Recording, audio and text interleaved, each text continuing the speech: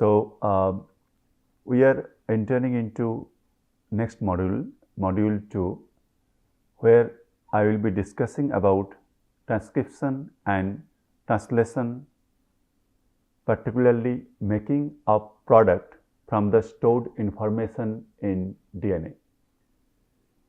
During the last module, module 1, I have mostly concentrated on nucleic acids, particularly DNA, and we discussed about how scientists proved that DNA is our genetic material, followed by Watson and Crick's DNA structure actually help us to understand how information present in DNA and how it can be replicated. So that is very important step in biology. So we have to keep our information, particularly genetic information, safe in DNA, and it needs to be copied precisely without error for cell division, for next generation, for offspring, for everything. So now let's start with module 2, and today I will be discussing about gene expression and the central dogma of molecular biology. So here particularly I will focus on understanding the central dogma of molecular biology, followed by a brief introduction to gene expression, and also I will be discussing about the correlation between DNA content and its downstream product. So as I already told, DNA is nothing but just information. So DNA alone cannot work. So whatever information present in DNA, that should be translated, that should make some product which will be functional in our body. So those products I am meaning here, the downstream product, that could be protein. So now let's see here, flow of genetic information, which is also known as the central dogma of molecular biology.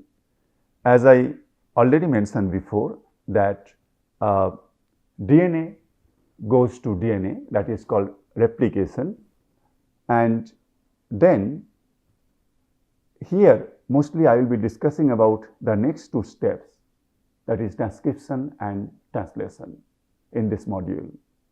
And then as you can see that after transcription you will have RNA, which is also a polymer of nucleotides, but it's polymer of ribonucleotides. And finally we will get protein after translation. So this is polymer of amino acid, and proteins actually do work for us. Now in terms of discovery, I would like to mention here that DNA and protein, scientists understood much before the discovery of RNA, like DNA, how it's work, how it's replicate, and also scientists purified proteins, and people knew that protein, particularly enzymes, they have specific function, but RNA came little late. So later scientists understood that RNA actually connects the DNA and protein together. So RNA is the intermediate step. Without RNA we will not have the protein. So from DNA we have to make RNA, and finally from RNA we will get protein molecule which are functional in our body. Now as I already told that in this module we will mostly focus on this part, which is I just put some box here, the transcription and translation, and different aspects of these two steps. Those are very fundamental steps in molecular biology, I would say in biology itself. And the term central dogma is is proposed by Francis Crick. So here I already mentioned that Francis Crick and James Watson, they received Nobel Prize for DNA structure, but also he proposed the idea of central dogma So central dogma means here, generally we say this DNA goes to DNA, that is replication, then transcription, and then translation. That's all. But now, if we go into little bit in more details, we will get some updates in this flow of genetic information. So, as you can see here, that like in 1970s, scientists, they were working with different RNA viruses. So, although I mentioned that DNA is our genetic material, but sometimes RNA can be genetic material of some viruses. And scientists which they were working with RNA virus, they found that they have some specific enzyme which is called reverse transcriptase. So, from the name itself, it is understandable that this enzyme will make DNA from RNA. This is just reverse reduction of the transcription. So, RNA to DNA synthesis. And because of this enzyme, those viruses can reverse transcribe their RNA into DNA. And because of this work, David Baltimore and Martin Temin, Howard Martin, so they received Nobel Prize in 1975. This is very interesting work, and as many of you know that even HIV virus, for example, so HIV virus, they have RNA as their genetic material, and they do have reverse transcriptase also, and that helps in this reverse transcription. And also, if you see another group of scientists, they they were working with some RNA virus, particularly poliovirus and some other viruses. They found that those viruses, they are not sensitive to one drug. So, this drug, name of this drug is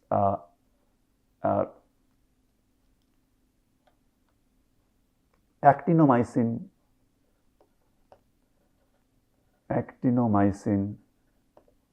D. So, this drug, it blocks transcription, particularly DNA directed RNA synthesis. So, if DNA is the template and when the RNA is being synthesized, this drug will block DNA directed RNA synthesis. So, now when they found that these viruses, they are not sensitive to this drug, that means some other mechanism exists, that might be DNA to RNA is not, DNA to RNA synthesis is not happening. And they found that they have another enzyme that is called RNA dependent RNA polymerase. So, it can synthesize RNA out of RNA, RNA dependent RNA polymerase. So, as a result of that, RNA replication can also happen. So, these are just some addition to whatever the normal thing I am saying again and again, that DNA to DNA, that is replication, transcription and translation. Now, because of this, many people, even many scientists, they were a little bit skeptical about the idea of central dogma, that central dogma means dogmatic, that means it's kind of belief that which should be true. So, that is the central belief of molecular biology. So, that's why people sometimes say that no, central dogma is wrong, some updates are there, something is happening here. But if you see what Crick actually proposed, that is not exactly what we are telling here. So, this is the what Crick actually proposed. He proposed ideas on protein synthesis, and in a light-hearted manner, he actually termed this is central dogma. You can see whatever he mentioned here, this is very important. Once information has got into a protein, it cannot get out again. This is the major thing. This is the central dogma. So, information means here amino acid residue. And see, generally in textbook we don't see this figure, but I would like to mention whatever this update I mentioned, that RNA to RNA synthesis or RNA to DNA synthesis, which were discovered later, much later compared to this proposition made by Francis Crick. If you see, Francis Crick also mentioned all this possibility. Here, as you can see, that he mentioned that RNA to RNA synthesis, like here, that RNA replication can happen. Similarly, he also mentioned here that RNA can be converted into DNA, but never protein to DNA synthesis or protein to RNA synthesis and protein to protein synthesis. That is not possible. So, this is the central dogma, and in my understanding, whatever he mentioned that protein to protein, protein to RNA, protein to DNA, it shouldn't happen, and this is true also today. Like we cannot, like protein is not being formed from protein. So, in all this aspect, central dogma, whatever Crick proposed, this is like very much what we are like saying now. Now, here like as I just discuss about the central dogma, particularly how the information flow from gene to functional molecule. But here like I want to discuss about like little bit different aspect. Here you can see three different plants. I named them here plant X, plant Y and plant Z.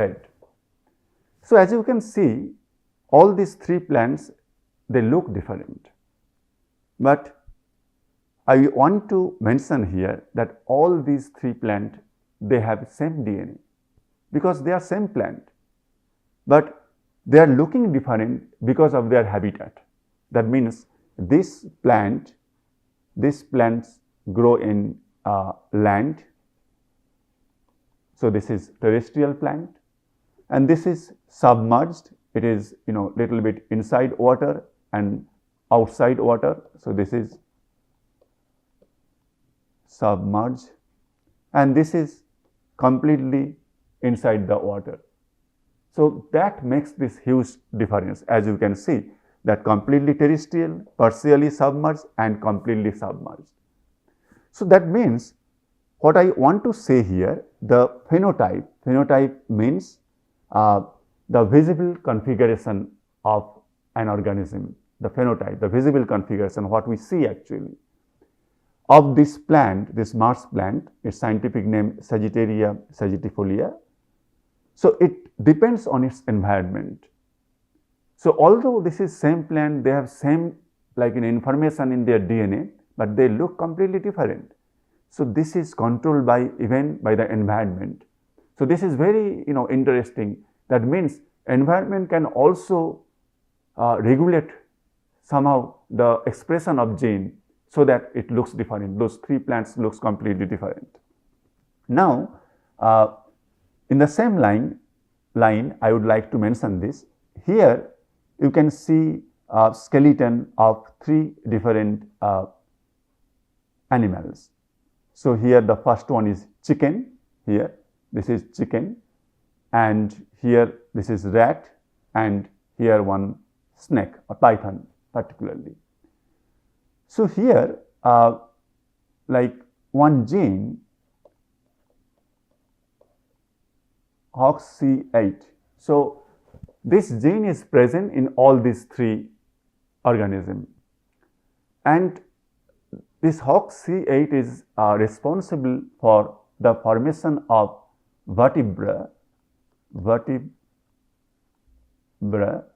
in the thorax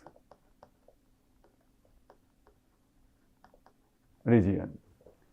So, as you can see, this gene is present in all these three organisms, and they are very closely related. If we see the sequence identity, that is also very close, because these three animals are not very far away in terms of their evolution, right. So, python, rat, chicken, but still their skeleton structure, particularly the number of vertebra, like differ a lot. As we can see in case of python, like everything is about vertebra and thorax, because this gene, how it is getting expressed during the early developmental stage, this gene is too active in case of python, and it expresses a lot, and that determines the number of vertebra in thorax region.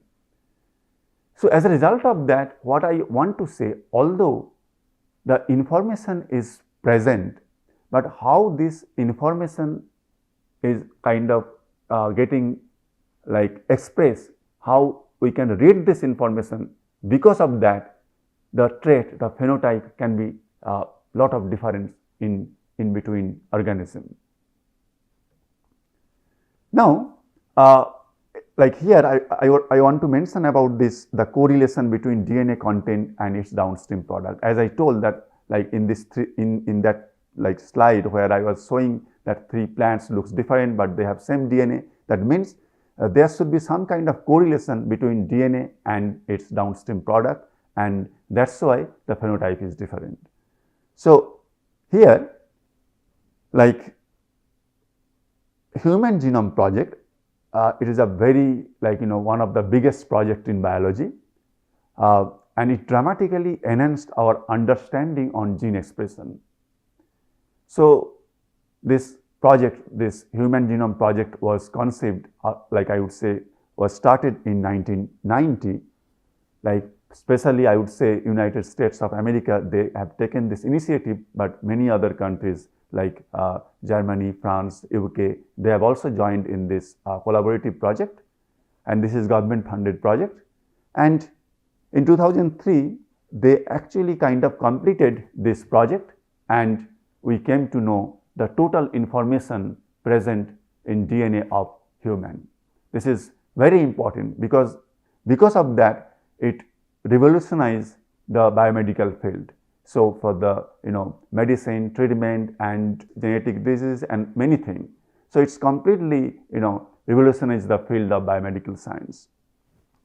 But what I want to mention here, because of this Human Genome Project, we came to know that we have approximately 21,000 genes which are responsible to make different types of products.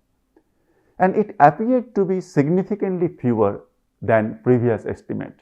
Like before that, we used to think about we have around 80,000, 1 lakh genes. But after this Human Genome Project, the number is very much low compared to the previous estimate. So it actually helped us to understand how this information processed and how many genes are present and their specific location in particular chromosome and all sort of information. And during this project, scientists, they have decided to sequence the whole genome of a set of organisms, not only human, because the human genome, the size of human genome, the amount of nucleotide present in whole human genome is really high. So better they should try with different organism also. We have to slowly progress, as you can see that it has been started in 1990 and in 2003 it has been completed. Full sequence was confirmed and mapped in individual chromosome or DNA in human genome. Now here, because of all this information coming out from Human Genome Project, here we can see like particularly I am showing here few organisms, like for example E. coli, which is a bacteria and it is prokaryotic cell, and their genome size. So genome size means the total amount of DNA in terms of nucleotide, in terms of base pair. How many, how much DNA is present. So this is the total number of base pair of nucleotides present in E. coli. And here this number is the protein coding genes, the number of protein coding genes. So what I want to mention here, that initially we used to think that like complex organism like human, like we have many cells. We have approximately 10 to the power 13 cells in our body in adult human approximately. And we have very complex system, complex organ like we have eye, ear, kidney, and so many complexities, brain. So that means we must have like many genes and many information, and that's why we are being like, we are very complex. So this is kind of general idea that complexity of an organism can be related to its genomic size also. But later on, it has been established, as I am showing here, you can see here, for example, this is E. coli, whatever I mentioned, this is yeast, some kind of fungus, and this is the genome size and the protein coding genes here. And interestingly here, this is C. elegans. So this is some kind of worm, very small worm, and this is the genome size and this is number of protein coding genes present in C. elegans. So here I want to mention here C. elegans. It is very small worm. It has approximately around, I would say, 2000 to 3000 total cells in its body. Only 2000, something like that, in that range. But human, I told that like approximately 10 to the power 13 cells present here. And also, as you can see, C. elegans is very simple compared to human in terms of their architecture and organization, body plan, etc. But as you can see here, the number of protein coding genes are almost equivalent in C. elegans and human. Literally, I would say, in case of C. elegans, the number is little higher than human. But then why it is happening? So that means it suggests that the number of genes is not directly proportional to the complexity of an organism. That means in human, maybe the number of genes, the protein coding genes are less compared to C. elegans. But the regulation, the crosstalk between the product of multiple genes are more complicated. And that is actually deciding that different types of function, different types of morphology, like organ development and all sort of things. So the regulation is like very important, the expression of gene and the regulation therefore. So that's why from here we would like to mention here that the number of genes or the just the content, how much nucleotides present, that is not directly dictating the configuration of a particular organism. So as you can see here, marble lungfish, this is one primitive fish. So if you see, the genome size is much bigger than the human or C. elegans, whatever you compare. But as you can see, this is not that evolved, right? So as a result of that, like how genes are getting expressed is very important. Like that is actually dictating many things in our life. So here, I would like to mention now the total DNA content versus transcribable content. Why? Because as I just mentioned that in that marble lungfish, although the DNA content is very high, but maybe like the products are not that many, or the regulation is not that complex. So that's why here we are trying to address this issue. So as you can see here, I just mentioned here that this is the genome size,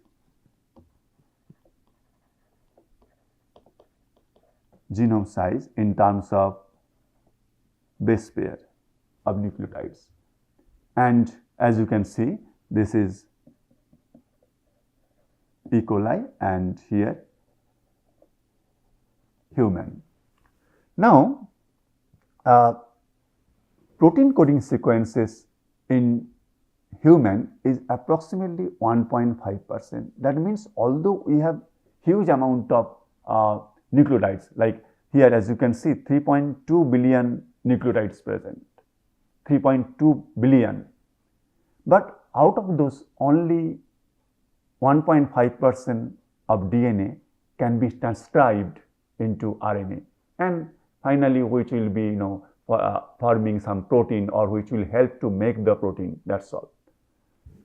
So now the protein coding sequence of DNA, so if I say this is one DNA, So double stranded DNA. And here, if this portion is protein coding portion, so as a result of that, after transcription,